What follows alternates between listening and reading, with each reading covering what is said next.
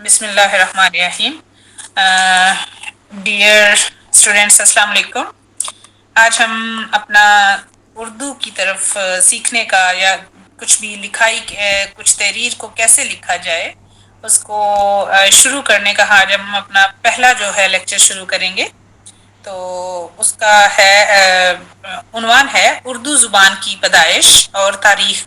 آج ہم پس منظر پہ تھوڑی بات کریں گے، کیونکہ کسی بھی زبان کو جاننے کے لیے یا کسی بھی زبان میں لکھنے کے لیے اس کی جو ابتدا ہے اس کے بارے میں انسان کے ذہن میں سوالات اٹھتے ہیں تو وہ کلیئر ہونے چاہیے. تو آج ہم شروع کرتے ہیں اردو زبان کی پیدائش اور تاریخ کے حوالے سے ایک لیکچر اپنا.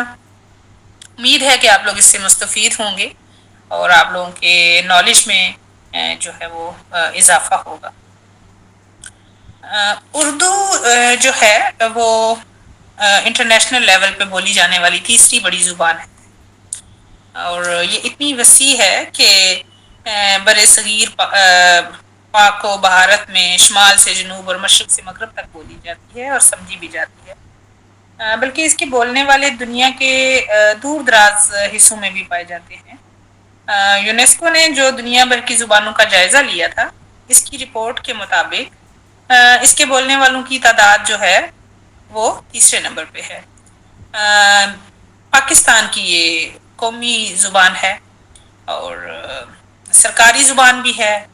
سرکاری زبان میں اردو اور انگلش دونوں زبانیں جو ہے وہ استعمال ہوتی ہیں، لیکن قومی زبان جو ہے وہ اردو ہے پاکستان کی. اس کے علاوہ بنگلہ دیش میں بولی جاتی ہے، اس کے علاوہ انڈیا میں بولی جاتی ہے، اس کے علاوہ افغانستان میں بولی جاتی ہے، اس کے علاوہ ترکی میں بولی جاتی ہے، اس کے علاوہ جاپان میں بولی جاتی ہے، چائنا کے لوگ اس کو بولتے ہیں. اس کے علاوہ جہاں جہاں پاکستانی اور انڈینس جو ہیں وہ آباد ہیں وہاں وہاں اس زبان کو بولا اور سمجھا جاتا ہے. تو یہ تو ہو گئی اس کی وہ جگہیں جہاں پہ اس کو بولا اور سمجھا جاتا ہے، وہ علاقے یا وہ ممالک جہاں پہ اردو کو بولا اور سمجھا جاتا ہے. باقی اردو نظم اور نثر جو ہے اس کے یہ ایک تحریر کے انداز ہیں.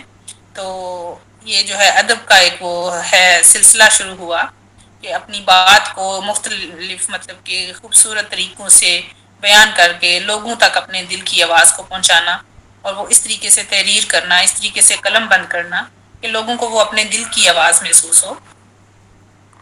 تو اردو کے بارے میں کہ یہ کب شروع ہوئی، اس زبان کی ابتدا کیسے ہوئی، تو یہ ساری جو چیزیں ہیں یہ اکثر جو ہے بولنے والے لوگ ہیں یا علماء ہیں جو عالم ہیں جو اردو کے پہ تحقیق کرتے ہیں، تو ان سب کے ذہنوں میں یہ چیز ضرور آتی ہے گئی، مطلب کہ یہ ابتدا اس کی کیسے ہوئی. کیونکہ اردو کو بہت خوبصورت زبان کہا جاتا ہے. اردو کے اوپر جو ہے وہ غزلیں لکھی گئی، شاعری کی گئی، نظمیں لکھی گئیں اردو کی تعریف میں. تو ایک پسندیدہ زبان ہے، اظہار خیال کا ایک بہت بہترین جو ہے وہ مطلب کہ ذریعہ ہے. اور جو بندہ اپنے اندر کی کہ اسٹریس لیول کو کم کرنا چاہتا ہے تو وہ اردو میں شاعری پڑھے یا سنے تو اس کے دل کو سکون ملتا ہے. اردو کی پیدائش کی ابتدا جو ہے اس میں جو محققین ہیں ان کے مختلف خیالات ہیں. ان میں جو سب سے پہلا نمبر ہے وہ گریرسن کا ہے، جس نے ہندوستان، پاک و بھارت کی تمام زبانوں کا تفصیل سے جائزہ لیا. اس نے اپنی رپورٹ میں اردو کے متعلق مختلف جو باتیں تھیں وہ کہیں کہیں وہ اسے پنجابی سے قریب بتاتا ہے، کہیں وہ اسے برج بھاشا سے، اور کہیں کہتا ہے کہ ملواں زبان قرار دیتا ہے. اس کا مطلب یہ ہے کہ وہ اس زبان کو اچھی طرح سے سمجھ نہیں پایا. اس کی پیدائش اور ابتدا کے بارے میں وہ کوئی صحیح رائے قائم نہیں کر سکا. پھر بہت بڑے محقق اور نقاد تھے، شاعر تھے، مولانا محمد حسین آزاد تھے. ان کی کتاب بہت مشہور ہے آب حیات. تو اس میں انہوں نے جو رائے پیش کی مولانا محمد حسین آزاد نے، انہوں نے کہا کہ اردو زبان جو ہے وہ برج بھاشا سے پیدا ہوئی. برج بھاشا جو ہے وہ یہ بھی انڈیا کے علاقوں میں بولی جانے والی زبان ہے. پھر اسی طرح ایک اور تھے حافظ محمود شیرانی، انہوں نے اپنی کتاب پنجاب اور اردو میں یہ ثابت کرنا چاہا کہ جب ایرانی مسلمان ہندوستان میں داخل ہوئے تو انہوں نے سب سے پہلے پنجاب میں اپنے ڈیرے ڈالے، جہاں ان کی مادری زبان فارسی اور مقامی زبان پنجابی کے ملنے سے اردو پیدا ہوئی۔ مولانا نصیر الدین ہاشمی نے اپنی کتاب دکن میں اردو میں یہ خیال ظاہر کیا ہے کہ قدیم زمانے میں عرب اور جنوبی ہندوستان میں تجارتی تعلقات قائم تھے، جس کے باعث بہت سے عرب سوداگر دکن میں آ کر آباد ہو گئے۔ دیسی اور بدیسی باشندوں کے اس میل ملاپ میں دونوں کی زبانیں عربی اور دکنی جو ہیں وہ ملی، اس سے کیا ہوا، ایک نئی زبان جو ہے وہ وجود میں آئی اور وہ تھی اردو۔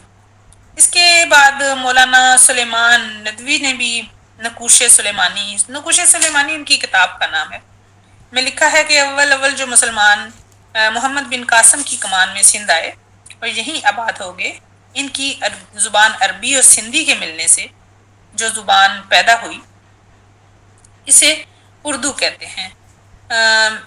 اسی طرح کا ایک اور خیال بھی ہے کہ شاہ جہان کے زمانے میں جب چاروں طرف کے لوگ فوجی چھاؤنیوں میں جمع ہوئے تو باہمی تعلقات کی سہولت کی خاطر سب کی زبانوں کو ملا کر ایک زبان بنائی گئی جو اردو کہلاتی ہے۔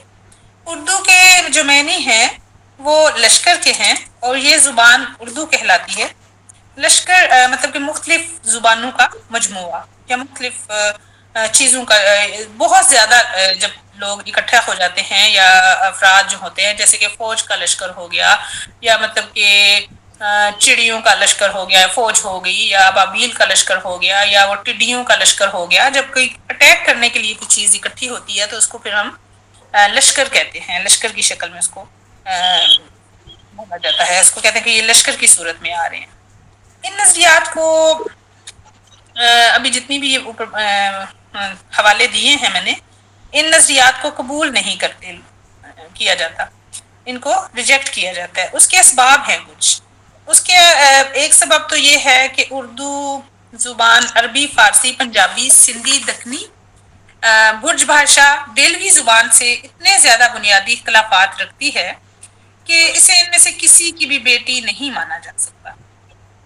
دوسرے یہ کہ اردو پنجاب، سندھ، دکن، یو پی یا نواح دلی کے دیہات میں سے کہیں بھی نہیں بولی جاتی، تو ان علاقوں میں بالترتیب پنجابی، سندھی، دکنی، برج بھاشا اور ہریانی زبانیں بولی جا رہی ہیں۔